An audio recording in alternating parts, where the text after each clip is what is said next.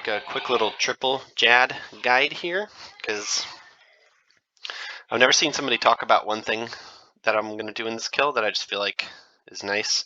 I just died in the Inferno, and I felt like still continuing to do something related, but I don't want to do another Inferno run, so this is what my Inferno gear would look like. Obviously, my inventory would be a little bit different, but because I'm going straight into triple Jads, why not? If this is helpful in any way, shape, or form, feel free to like and subscribe.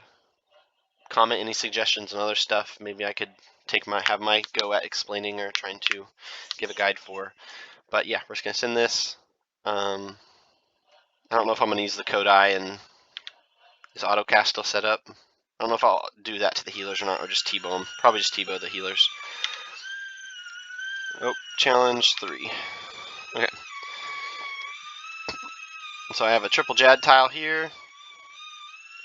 And basically the main thing that I'm going to do, you will have wanted to pot. Oh, why is that not correct? Okay, whatever.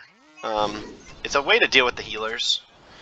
Because when you're dealing with the healers, it can seem kind of like, if you just click one, and then you start looking at the Jads, it might be difficult to tell.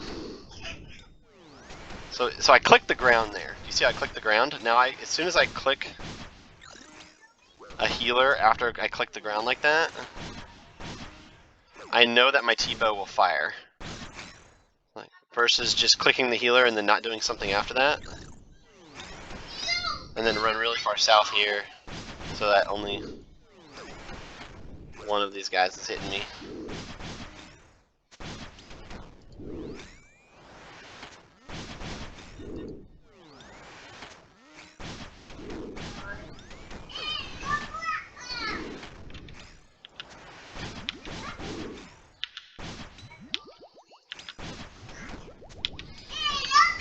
That was 8 HP, I just didn't like that.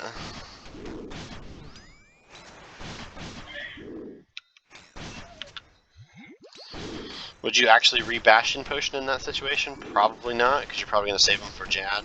I mean, for Zuck, but hey. I'm doing triple Jad challenge, so I might as well.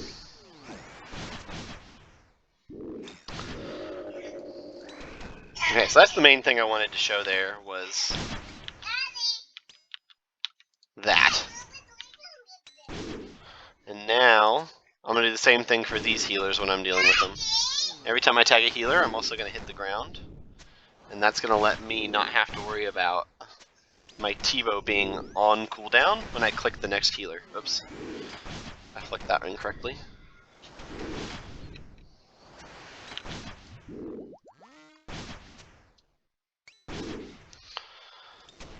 Dude, can I please hit?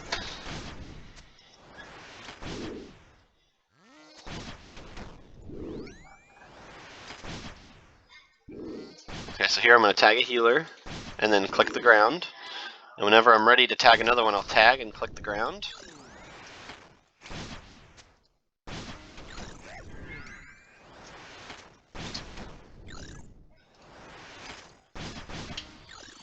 Because then I know my T-bow will fire as soon as I click the healer, instead of having this awkward delay where you click the healer, like one tick after your T-bow fired at a previous healer, and you're not sure if you're actually hitting the healer or if you're going to have to wait 4 ticks before you can click again. So I'll show what that looks like on the last Jad now that I've dealt with these two.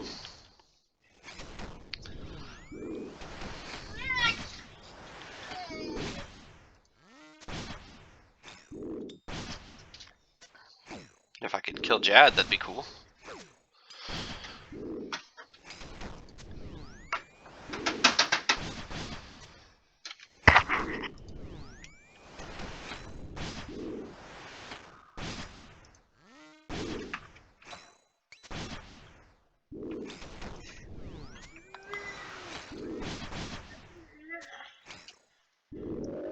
Okay, alright, so that's done.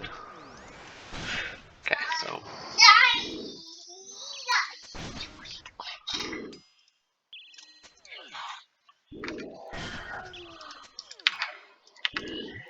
Yeah, so once the healers spawn, I'm going to click the ground so that I'm not attacking Jad at all, because at that point I just want to deal with the healers, right?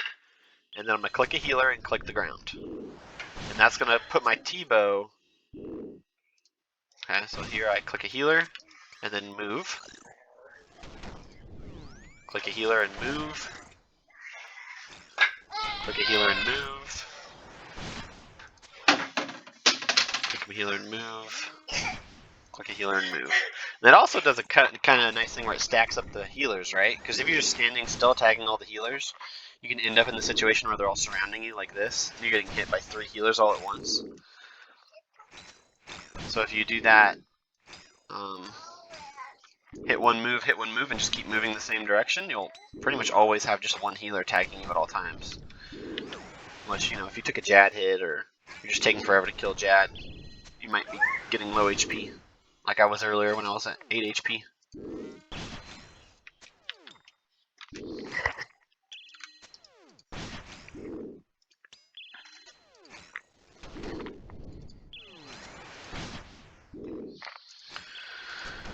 It's that easy, no pressure from doing all the waves to kill him.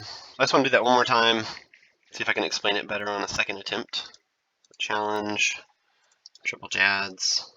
Because it is kind of hectic in the middle of triple Jads, but I feel like I find myself looking to see, like, okay, did I actually tag that healer that I clicked, or was my T-bow on cooldown the whole time? So if anything, you could walk all the way up here, as close to this Jad as you can, so that you can step south a little bit every time when you start tagging the healers. Okay, so here I'm going to move south, tag a healer and move, tag a healer and move, tag a healer and move, tag a healer and move,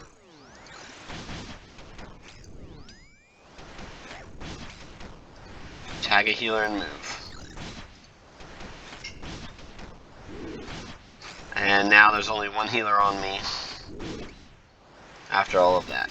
And granted, in the actual Inferno, you only have to do 3 healers, right? So it's not nearly as hectic as that seems. It might be a little bit more chill in the actual Inferno, because the regular Inferno only has 3 healers instead of 5. Oops, I just flicked that wrong. Didn't punish me for it.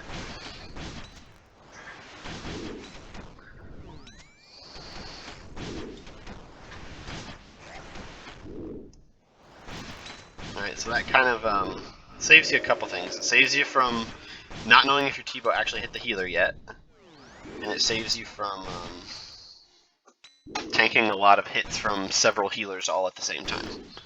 So you go all the way up against this guy, and while you're killing the Jad down there, as soon as this healer spawns, you tag one and move south, tag one and move south, tag one and move south, and then at that point you should have all the healers, and only one of them should be hitting you.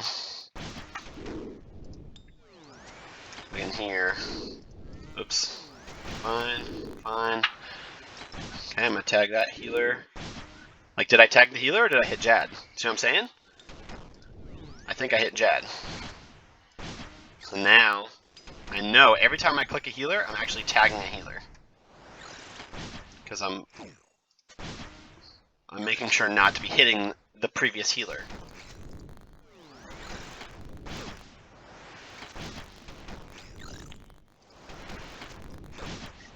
I'm just getting wrecked by the healers right now.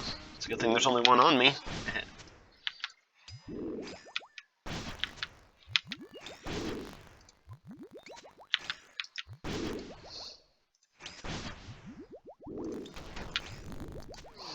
Again, if you were actually in Inferno, I don't know if I'd rebash Infot at that point, but I might as well for relatively irrelevant, because I'm not operating on any kind of restraint right now.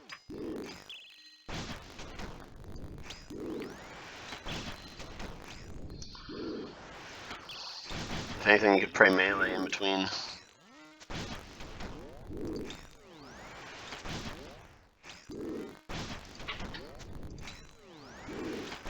To help tank some of them, but nah, who's gonna do that on the first triple Jad or Inferno attempt?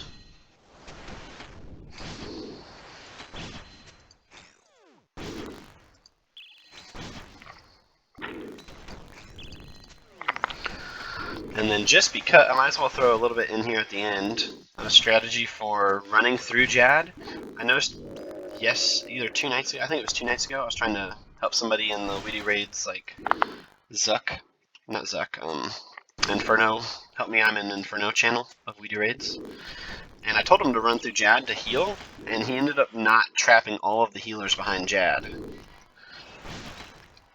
And he ended up just like killing a couple of them and then healing off the ones that were behind Jad, which is, you know, good. Okay, so again, I'm going to click the ground, click a healer, click the ground, click a healer, click the ground, then click another healer. This one's a little less. What's going on here, I guess, right? And there's only one of them. Still, you want to run. So now that if you do want to heal off of the healers, you want to get them all on one side of Jad. Right? So all of them are over here. And now you want to put them in the middle of Jad as best as you can. Heck, you could even stack them up like this, right? If you want to be sure. They're all stacked up, and now, as soon as he fires, run through, pray melee, and you got them all stacked up nicely there.